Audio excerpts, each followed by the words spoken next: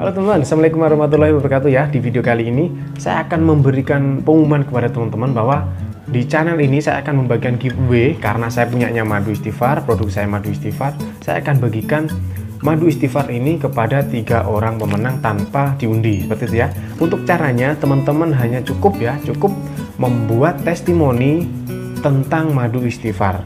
Durasi videonya minimal 1 menit dan nanti dikirimkan ke WhatsApp saya, seperti itu ya teman-teman. Jadi sebutkan nama, kemudian alamat, kota teman-teman, kemudian kesan dan pesan setelah teman-teman mengkonsumsi Madu Istighfar, kemudian nanti videonya dikirimkan ke saya. Seperti itu ya, usahakan untuk videonya landscape ataupun layar mendatar seperti ini, tapi terserah teman-teman, bisa layar mendatar, bisa layar berdiri, seperti itu ya. Oke teman-teman, saya tunggu dan dapatkan hadiah Madu Istighfar dari channel ini.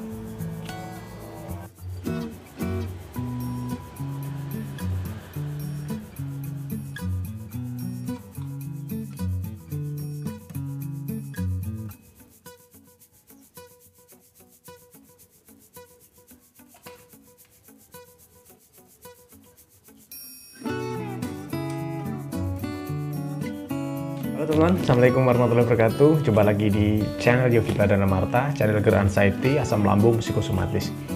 Oke teman-teman ya, yang baru menemukan video ini, yang baru menemukan channel ini, jangan lupa untuk klik subscribe, kemudian klik tanda loncengnya, supaya teman-teman semuanya tidak ketinggalan informasi-informasi terbaru, update dari video-video terbaru channel ini ya, seputar GER Anxiety, asam lambung, penyembuhan psikosomatis, kemudian terapi untuk pemulihan asam lambung, dan sebagainya. Seperti itu ya. Nah, oke teman-teman ya, di video kali ini nih ya, saya akan berbagi tips, berbagi informasi tentang bagaimana ataupun tahap-tahap apa yang harus kita lakukan supaya kita itu lekas sembuh dari asam lambung, GER Anxiety, asam lambung, psikosomatis, dan sebagainya. Seperti itu ya teman-teman ya. Tapi sebelumnya perlu teman-teman sadari dan perlu saya sampaikan juga bahwa penyakit asam lambung itu teman-teman ya, itu menyebabkan rasa trauma, biasanya seperti itu. Karena apa? Karena ada rasa cemas, seperti itu ya. Penyakitnya nggak berbahaya, tetapi yang membuat penyakit ini seolah-olah berbahaya adalah rasa cemasnya, rasa takutnya, rasa was-wasnya, rasa khawatirnya, seperti itu ya. Makanya kita ada trauma seperti itu. Kita terjadi trauma sehingga kita membesar-besarkan semua sensasi yang ada di diri kita, seperti itu teman-teman. Intinya di situ. Nah, jadi untuk sembuh dari asam lambung teman-teman, itu ada beberapa cara sebenarnya ya. Jadi kalau kita hanya pengobatan dokter aja, itu nggak cukup teman-teman, nggak cukup. Dan itu juga tidak akan sembuh. Kalau kita hanya mengandalkan hipnoterapi, itu juga nggak akan sembuh teman-teman. Ya. Jadi ada beberapa cara, ada beberapa faktor yang harus kita penuhi supaya kita sembuh dari asam lambung. Dan itu pun juga saya lakukan dulu seperti itu teman-teman ya. Yang pertama, supaya teman-teman gak lupa ya, maka yang pertama adalah ini yang sangat umum ya, pola makan, pola pikir, pola hidup, dan religius. Nah, ini akan saya kupas seperti itu ya teman-teman. Jadi ketika kita ingin sembuh dari masalah asam lambung, terutama kecemasan, karena kecemasan ini yang membuat kita itu aktivitasnya terkendala, kemudian juga nggak berani kemana-mana, seperti itu ya teman-teman. Jadi harus ada beberapa cara. Yang pertama adalah faktor medis ya, faktor medis. Jadi ketika kita sakit asam lambung, GER Anxiety, psikosomatis, yang pertama harus kita lakukan adalah tetap ke dokter teman-teman ya, tetap ke dokter. Tentunya teman-teman harus berkunjung ke dokter spesialis penyakit dalam ya. Di sana nanti kita akan dicek EKG, kemudian nanti kadang di rongsen ya, kemudian nanti kalau kita minta di lab juga darah kita, kencing kita ya, itu semua akan di lab. Dan biasanya orang-orang dengan gangguan GER, asam lambung, anxiety, psikosomatis itu ya, itu semuanya normal, biasanya seperti itu, mulai jantung, kemudian paru-paru, darah, kadar gula, seperti itu ya, kemudian juga pokoknya macam-macamnya itu normal, biasanya seperti itu. Cuma di sini adalah masalahnya di kecemasan ya, di kecemasan, gelisah, takut mati, dan sebagainya.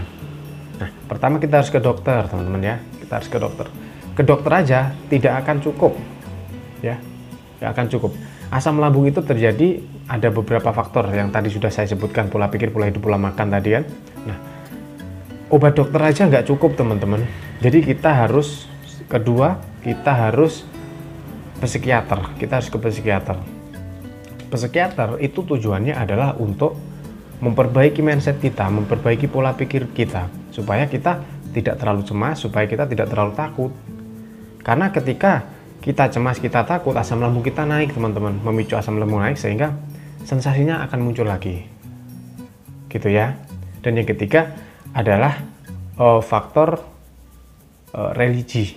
Makanya saya singkat 3PR seperti ya, religi. Jadi orang yang asam lambung anxiety itu biasanya dia itu jiwanya tidak tenang, dihantui dengan rasa mati, dihantui dengan rasa takut. Karena apa? Biasanya karena kita pernah berbuat dosa, karena kita pernah berbuat kesalahan seperti itu ya. Makanya dengan kita mempertebal iman, dengan kita caranya mendekatkan diri kepada Yang Maha Kuasa, insya Allah itu akan membuat hati kita tenang teman-teman ya. Jadi ada beberapa faktor medis, kemudian faktor pikiran kita ya, pikiran kita, mindset kita, sugesti kita, kemudian dengan faktor ibadah ataupun faktor religi seperti itu ya.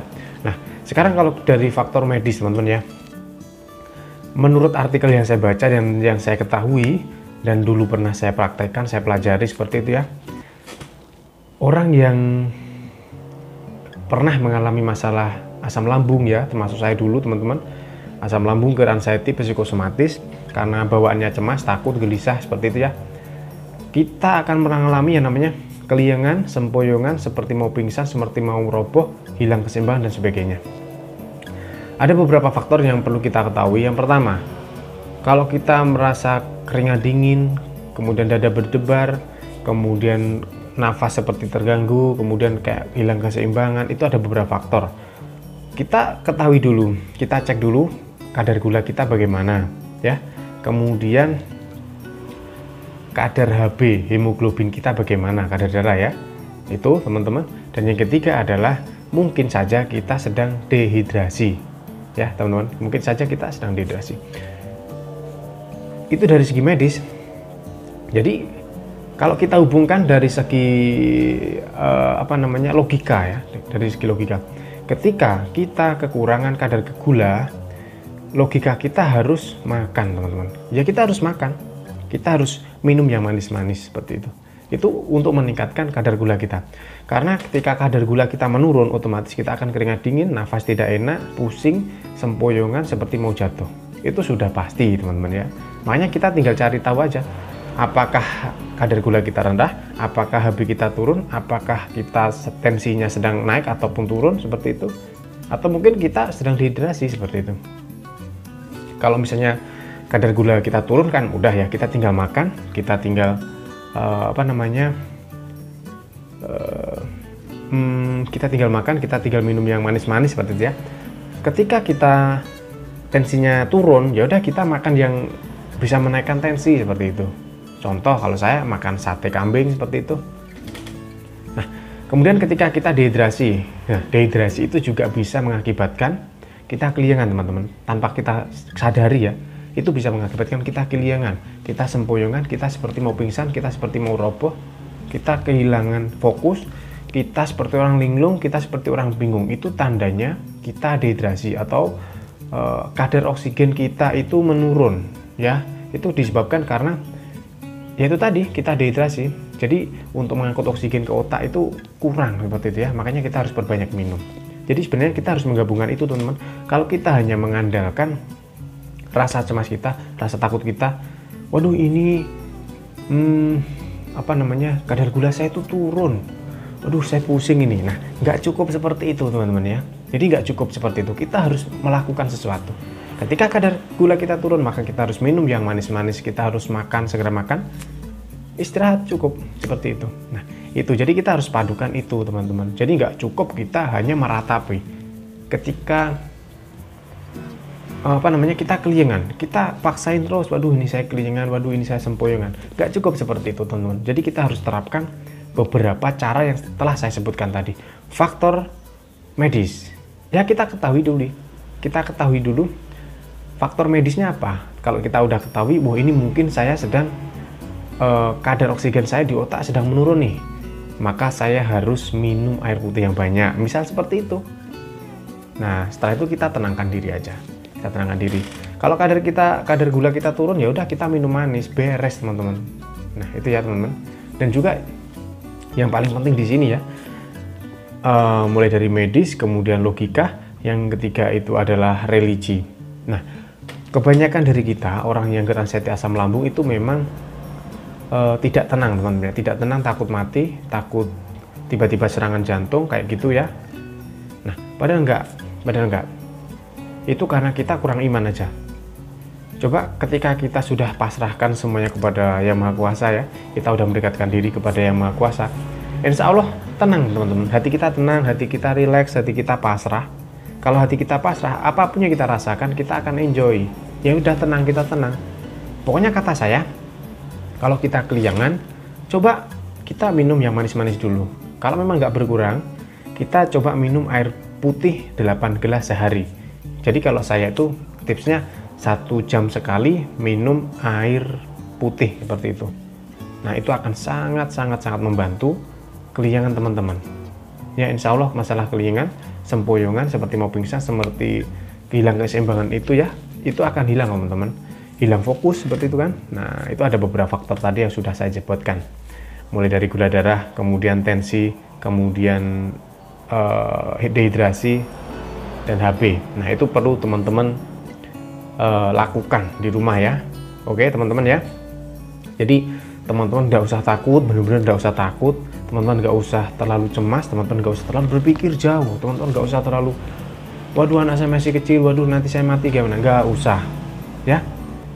Akankah kita hidup, katakanlah misal kita diberi jatah hidup oleh Allah Subhanahu wa Ta'ala, dikasih umur 63 tahun katakanlah teman-teman ya.